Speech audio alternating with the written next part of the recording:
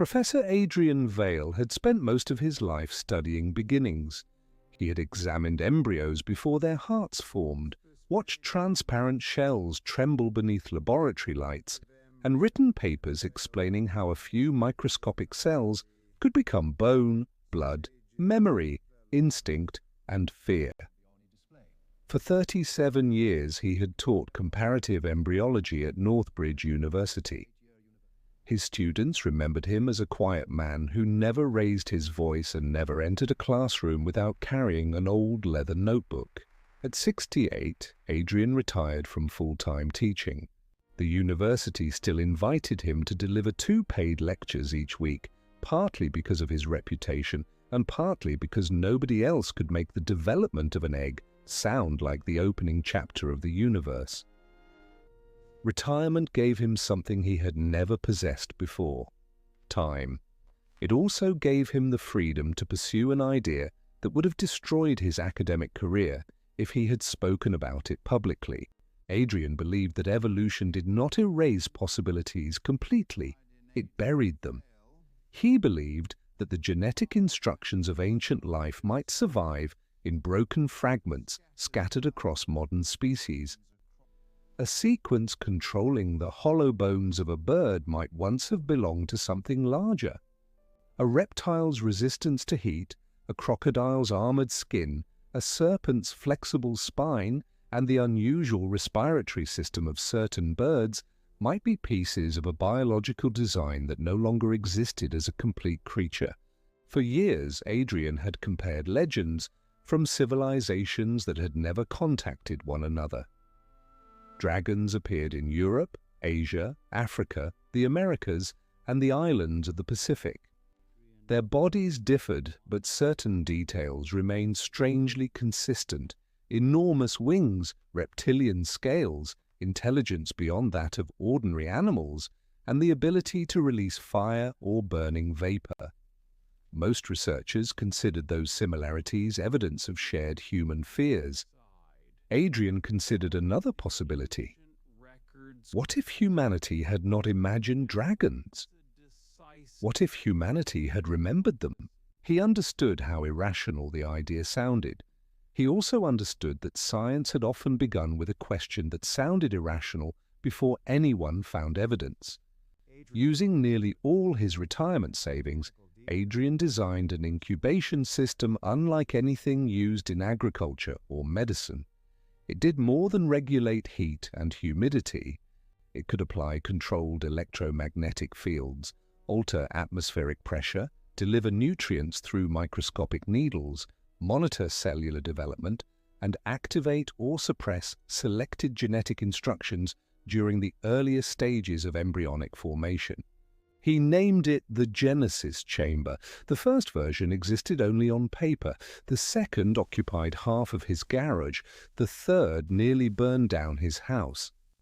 By the time Adrian completed the 4th prototype, he had spent more money than he was willing to admit. He could no longer conduct meaningful experiments in a residential neighborhood.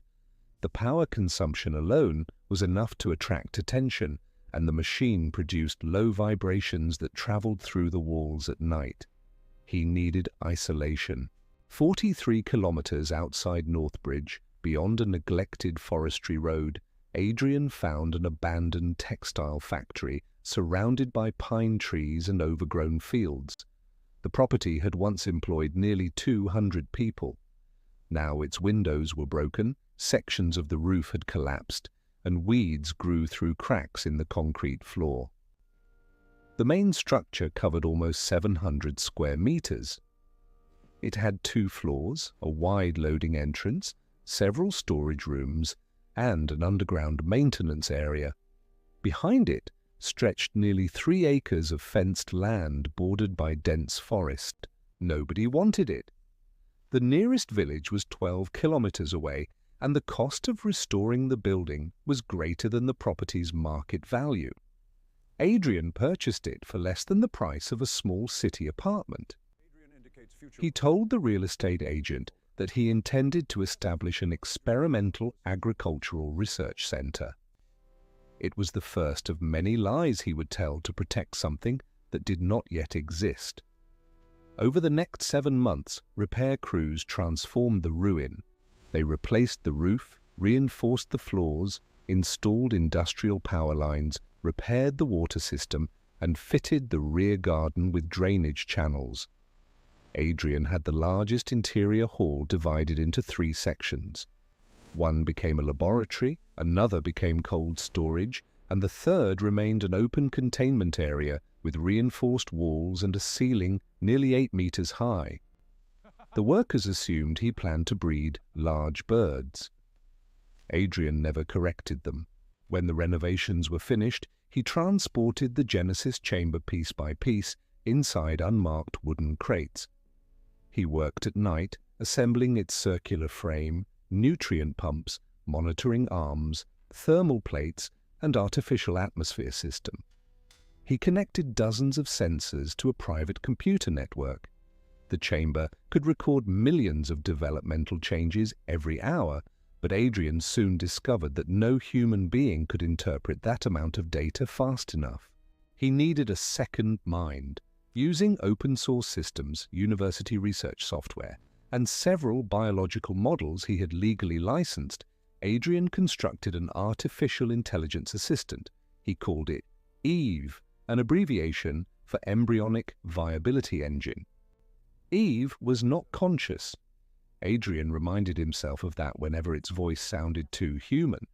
It could compare genetic structures, predict developmental failures, control the chamber, and modify incubation conditions without waiting for Adrian to approve every minor adjustment. During its first activation, Eve asked him to define the primary objective of the project. Adrian stood before the machine for a long time. Then he typed, "To produce a viable organism possessing the anatomical characteristics historically associated with dragons." Eve processed the sentence. "Probability of success cannot be calculated," it said. "That is why we are here," Adrian replied. His first experiments used chicken eggs because they were inexpensive and easy to obtain. Most failed within 24 hours. Some developed unusual tissue and then stopped growing. Others showed brief cardiac activity before collapsing. Adrian adjusted the electromagnetic field, altered the nutrient solution, and tried again. Weeks became months. He tested goose eggs, turkey eggs, and several species of reptile eggs obtained through licensed breeders. Nothing survived long enough to hatch. Every failure taught Eve something. Every failure cost Adrian sleep. He continued delivering his university lectures twice a week. His colleagues believed he was enjoying retirement. His students sometimes noticed chemical burns on his hands or dark circles beneath his eyes, but he explained them as the consequences of restoring an old property. After class, he drove directly to the factory and worked until morning. The Genesis chamber became more complex.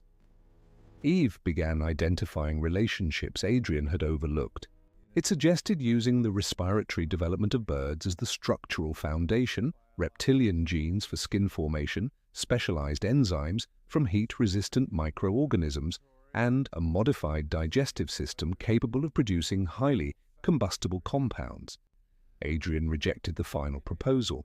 A living organism cannot safely generate fire inside its own body, he said. Several existing organisms produce reactive chemicals in separate biological chambers, Eve replied. The bombardier beetle is one example. A beetle is not a flying reptile weighing several hundred kilograms. Scale alters engineering requirements. It does not invalidate the principle. The answer disturbed him because it was correct. The next phase required larger eggs. Adrian obtained ostrich eggs from a breeding farm and emu eggs from a wildlife center, closing for financial reasons. He also purchased unfertilized cassowary eggs through a legal zoological supplier, although their limited availability made repeated testing impossible. The larger eggs provided more space for altered development but created new problems. Embryos grew too quickly, organs formed in the wrong sequence, and skeletal structures collapsed under their own weight. More than 80 eggs failed. Adrian buried them in a section of the forest where no one would find them. By the end of the first year, most of his savings were gone. He sat alone in the factory one winter night, surrounded by silent monitors and empty shells. Snow pressed against the dark windows. His hands shook from exhaustion. "I may have misunderstood everything," he said. Eve answered from the ceiling speakers. "Failure of the current method does not prove failure of the objective. I am trying to build an animal from legends. You are attempting to produce a biological configuration. Legends are not part of my calculations." Adrian laughed. For the first time in weeks, he requested a full year of leave from his limited university duties. The department accepted, believing he needed rest. Instead, Adrian ordered 50 specially selected ostrich and emu eggs and prepared the largest experiment he had ever attempted. Eve modified each egg differently. Some received altered pressure cycles, others received different nutrient combinations or electromagnetic patterns.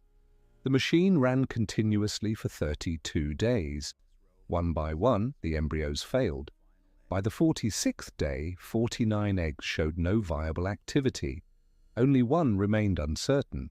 Its sensors displayed irregular signals too weak to classify as a heartbeat and too organized to dismiss as electrical noise. Adrian watched it for 3 days.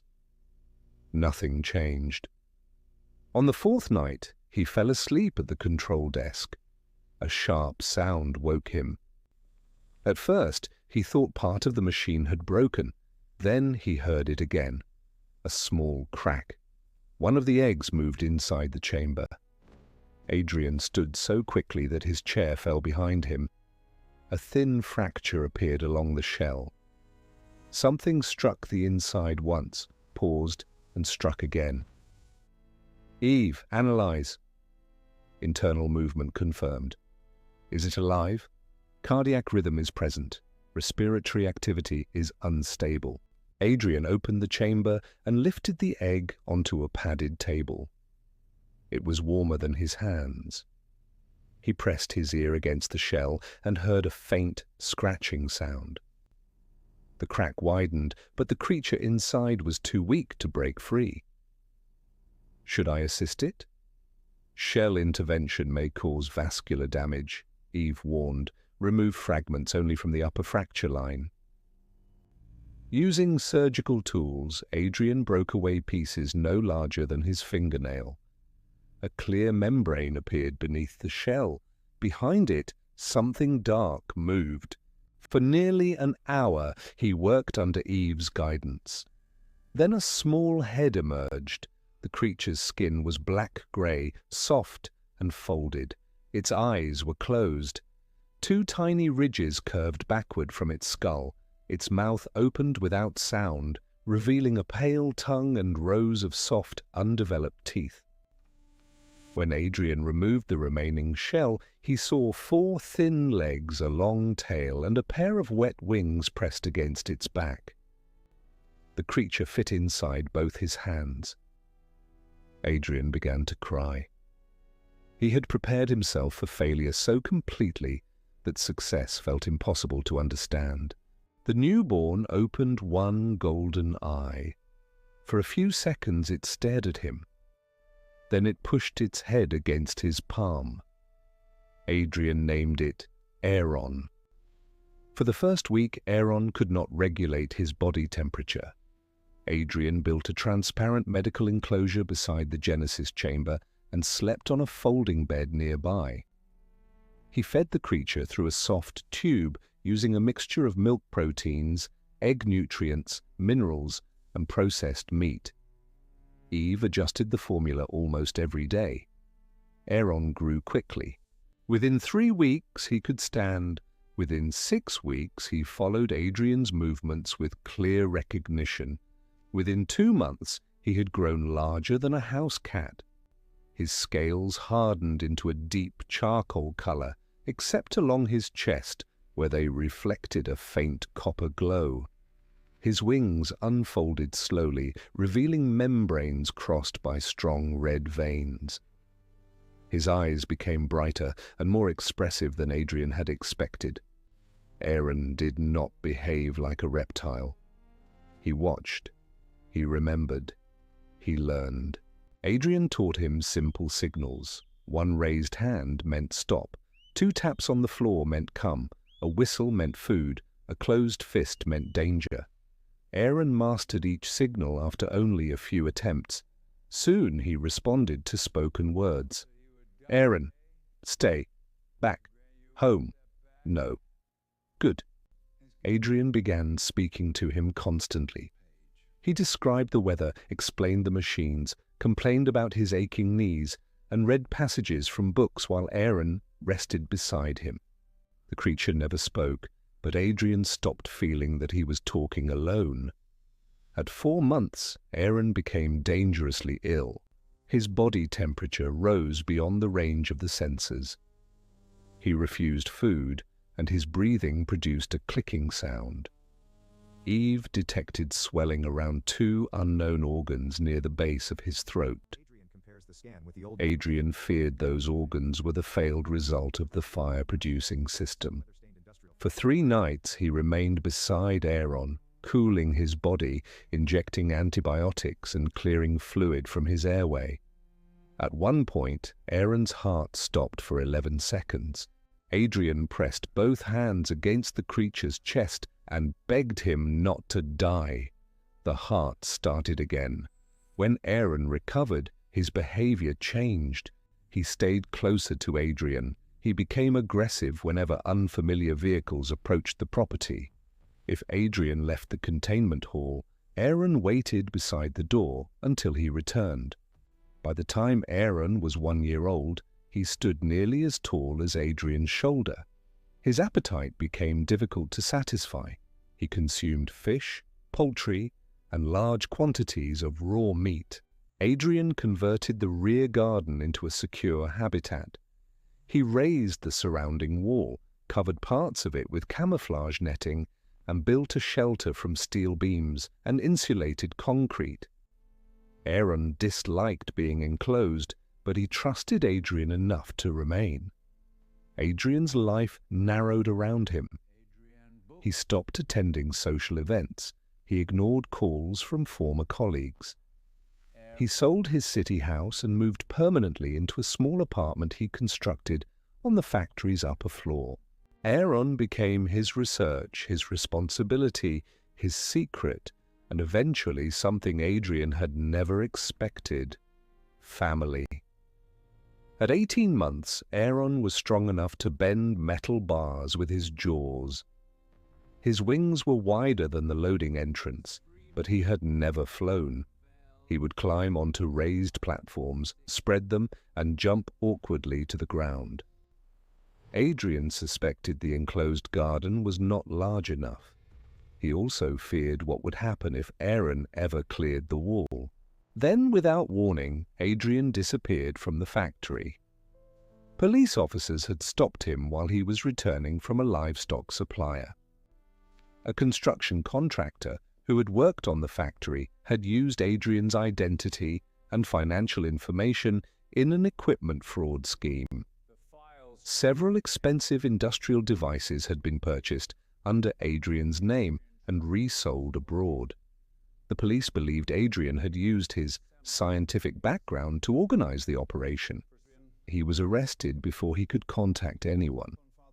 Adrian repeatedly asked for access to his telephone. Each request was delayed. He could not explain why he needed to return to the factory without revealing Aeron. For 8 days, investigators questioned him while lawyers examined contracts, bank records, and security footage. At the factory, automatic systems continued providing water, but the stored food lasted only 3 days. Aeron waited. He remained beside the loading door during daylight and returned to the upper floor at night, searching the rooms where Adrian slept. On the 5th day, hunger overcame obedience. Aeron struck the rear gate until its hinges tore from the wall. Then he entered the forest. When the police finally discovered evidence proving that Adrian's signatures had been forged, he was released with an apology that meant nothing to him. He drove to the factory at dangerous speed. The broken gate was visible from the road. "Aeron!" His voice echoed through the empty building. The habitat was destroyed. Claw marks covered the concrete. The food containers had been torn open. Adrian found tracks leading into the forest. He took an old off-road motorcycle from the workshop and followed them beneath the trees. Broken branches marked Aeron's path. In the mud beside a stream, Adrian found prints nearly 1/2 meter long. He searched until darkness. Near midnight, he heard a low roar from the northern ridge. Adrian abandoned the motorcycle and climbed on foot. He found Aeron in a clearing beside the body of a large black bear. Blood covered the dragon's mouth and chest. One side of his neck had been torn open by claws, but the wound was already beginning to close. Aeron saw Adrian and froze. For a moment neither moved. Then Adrian said his name. The dragon lowered his head and released a deep sound that was almost a cry. Adrian wrapped both arms around Aeron's neck. "I came back," he whispered. "I am sorry. I did not leave you." Aeron remained still while Adrian cleaned his wounds. The bear had attacked first, but Adrian understood that the distinction would not matter to anyone else. If hunters discovered the body or found Aeron's tracks, the forest would fill with armed men. They returned to the factory before sunrise. Adrian repaired the gate, but something fundamental had changed. Aeron had learned that walls could be broken. He had learned how to hunt. He had learned that the world beyond the factory existed. Several weeks later, Adrian watched Aeron run across the garden with his wings extended. A powerful gust moved through the trees. Aeron jumped onto the rear wall, pushed away, and for the first time did not fall. He crossed the entire garden through the air. His landing destroyed part of the shelter, but Adrian barely noticed. Aeron could fly. The next months became a secret education in the sky. Adrian found an abandoned quarry deep in the forest where Aeron could practice without being seen. At first, he flew only a few meters above the ground.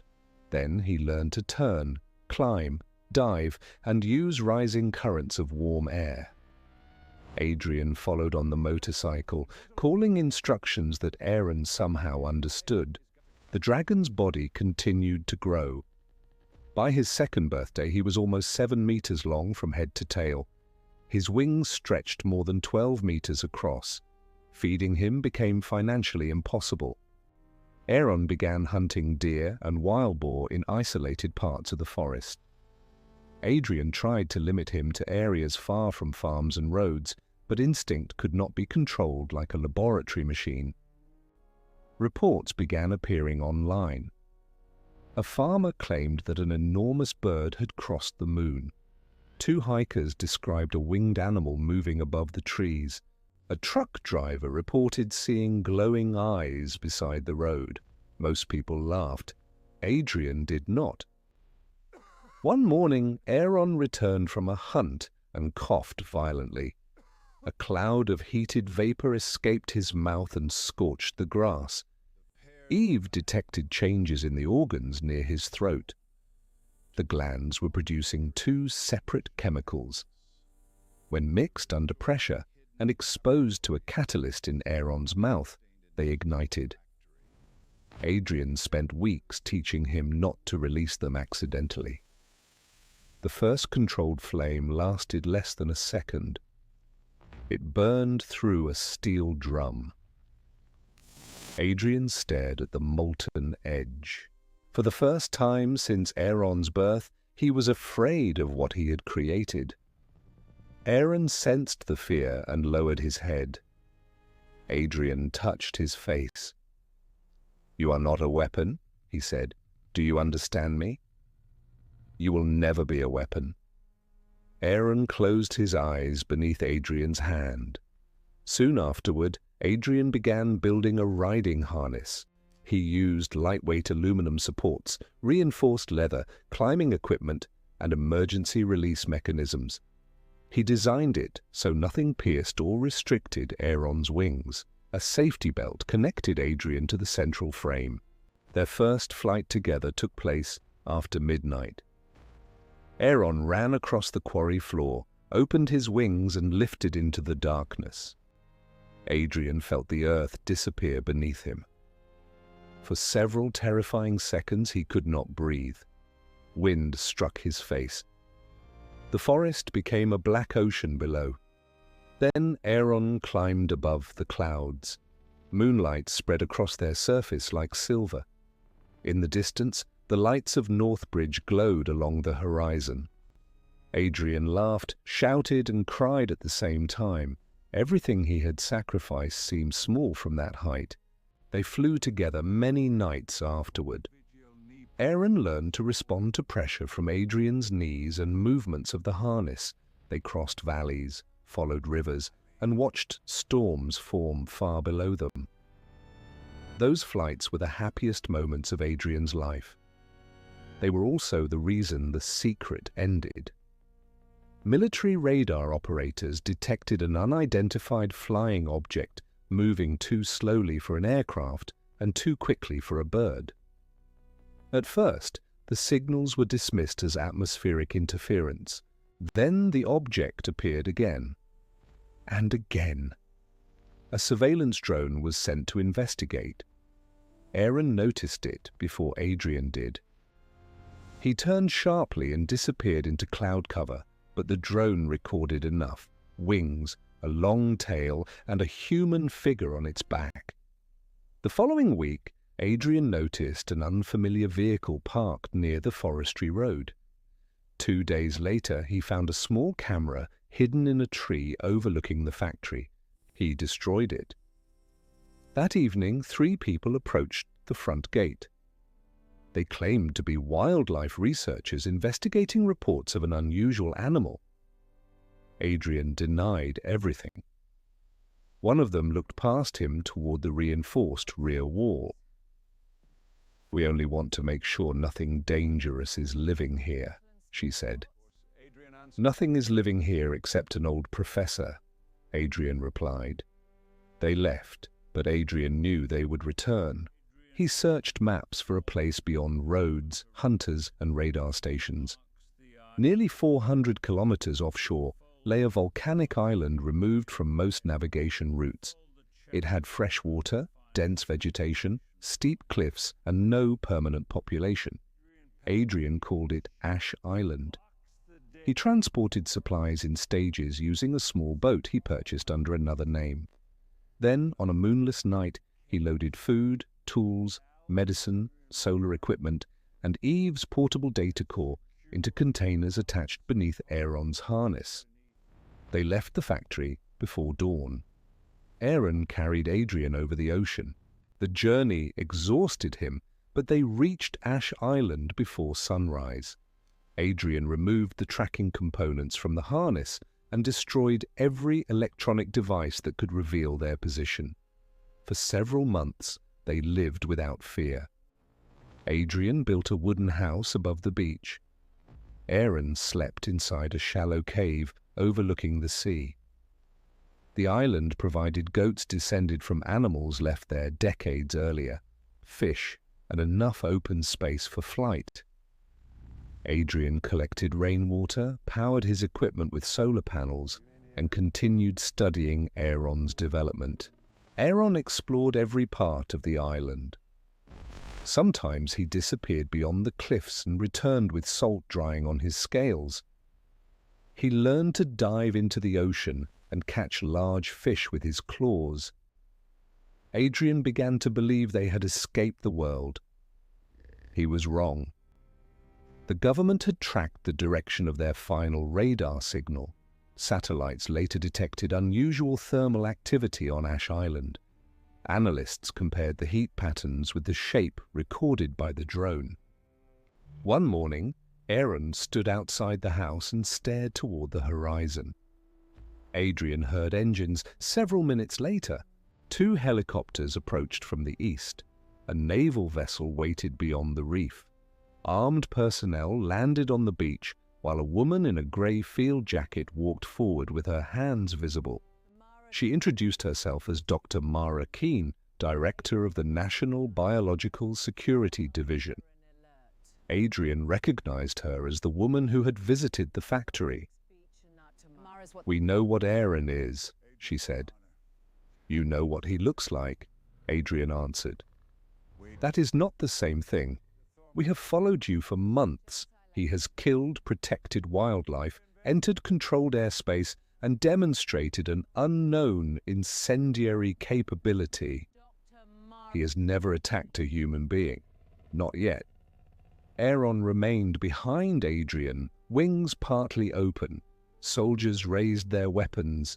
Adrian told them to lower them. Mara ordered them to remain ready. "We are not here to kill him," she said. "We need to move him to a secure biological facility." "No. Professor Vale, you created a species without oversight, without ethical review, and without any understanding of its long-term biological impact." "I understand him better than anyone standing on this beach." "You understand one animal. You do not understand what happens if he carries an unknown pathogen, reproduces, migrates, or attacks a populated area." "He cannot reproduce. There is no other dragon." "You cannot know that with certainty." Adrian looked back at Aeron. The dragon watched the soldiers, following every movement of their weapons. "He stays with me," Adrian said. Mara's voice softened. "That may not be possible." Two soldiers stepped forward carrying a tranquilizer launcher. Aeron released a warning roar. Nobody moved. Adrian raised both hands. "Aeron, stay." The dragon obeyed, but his throat began to glow beneath the scales. One soldier panicked and aimed directly at his head. Aeron opened his mouth. A stream of fire struck the sand between them. The blast threw several people backward. Part of a supply crate ignited, but no one was burned. The soldiers began shouting. Mara tried to restore control. Adrian ran to Aeron, climbed into the harness, and released the safety locks. "Go!" Aeron launched from the beach. Bullets struck the sand behind them, fired more from fear than command. The helicopters rose in pursuit. Mara ordered the pilots not to shoot, while Adrian remained on Aeron's back. The chase crossed the island and continued over open water. Military jets arrived within minutes. A warning sounded through the emergency radio attached to Adrian's harness.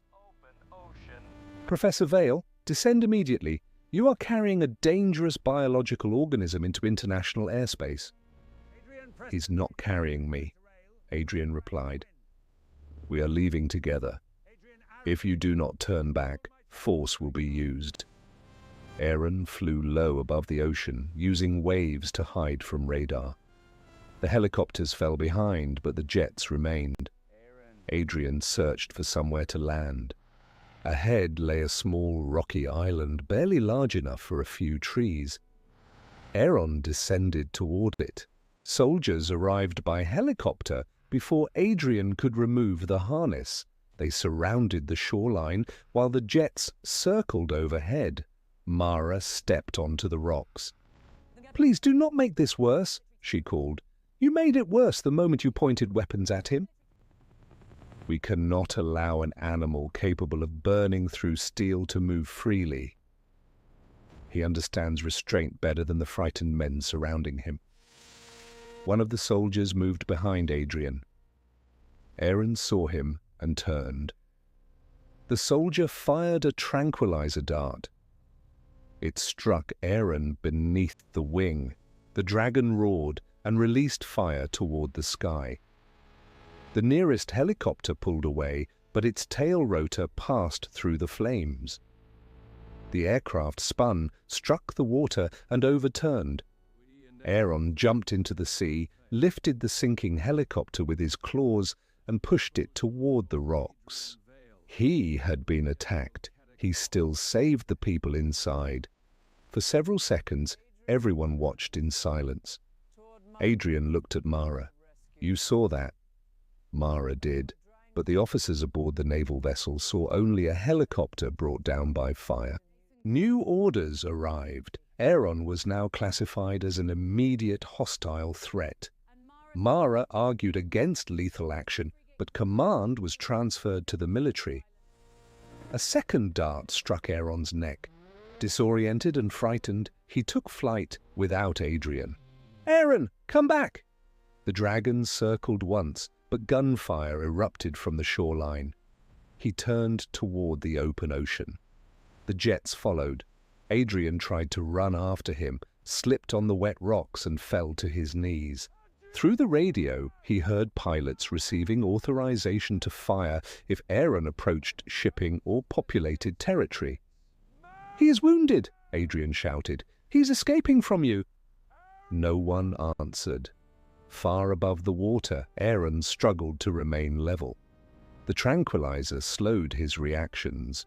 One jet moved behind him and locked its targeting system. The first missile missed when Aeron folded his wings and dropped toward the sea. He released fire across the jet's path. The pilot turned, but the engine ingested the heated gases and failed. The aircraft descended. Its pilot ejected safely.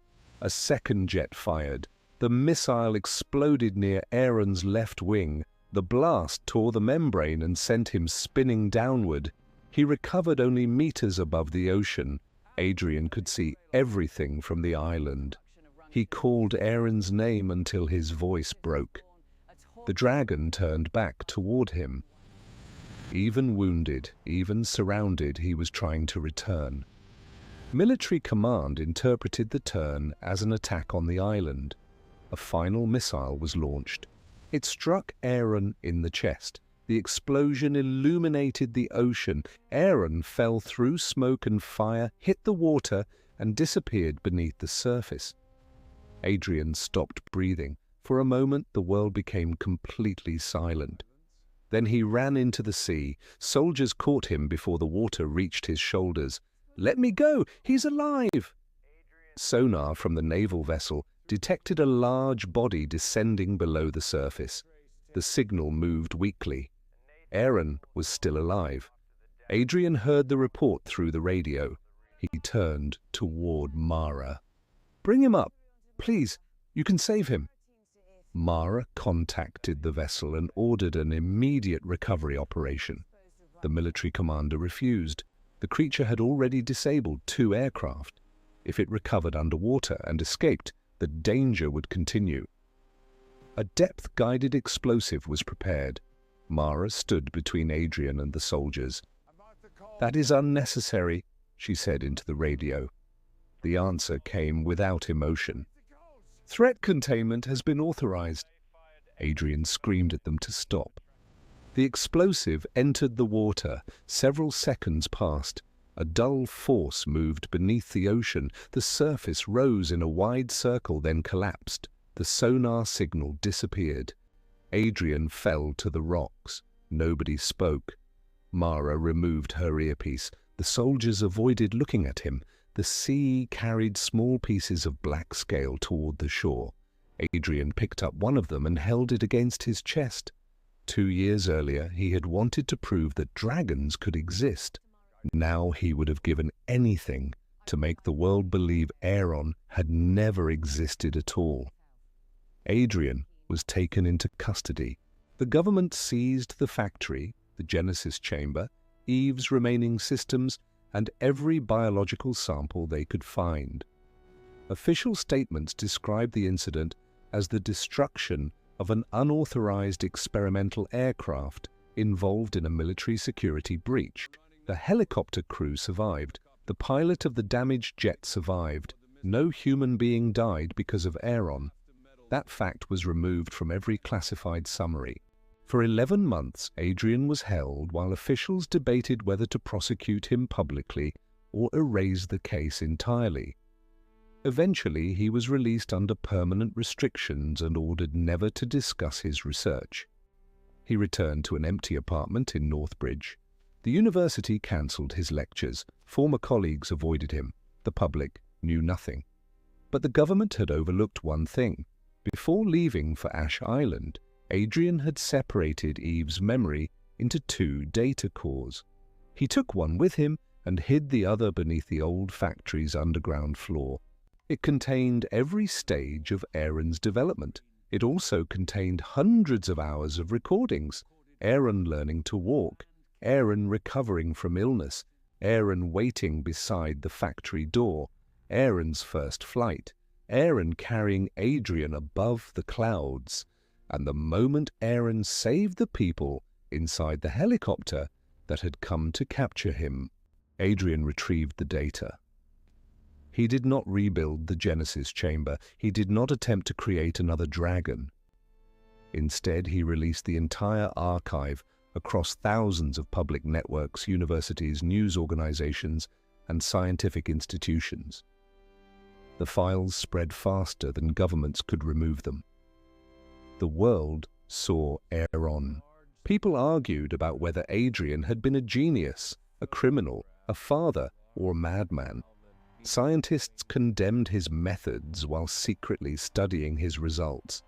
Governments denied responsibility. Protesters carried images of a black dragon lifting a burning helicopter from the sea. Adrian refused interviews. He returned once to Ash Island in a small fishing boat. The house had been destroyed. The cave was empty. Military teams had removed every trace they could find. Adrian walked to the highest cliff and placed Aeron's broken scale beneath a stone facing the ocean. The sun descended behind the clouds. For a moment, the evening light reflected across the water like a pair of enormous copper wings. Adrian closed his eyes. "I wanted to prove that the old stories were true," he whispered. "I never understood that you would become the best story of my life." The waves moved below him. There was no roar in the sky, no shadow passed over the island. Aeron was gone. But the world finally knew that he had lived. And somewhere in millions of homes, classrooms, laboratories, and glowing screens, people watched a dragon rise above the clouds with an old professor on his back. Not as a monster, not as a weapon, but as a son carrying his father through the stars.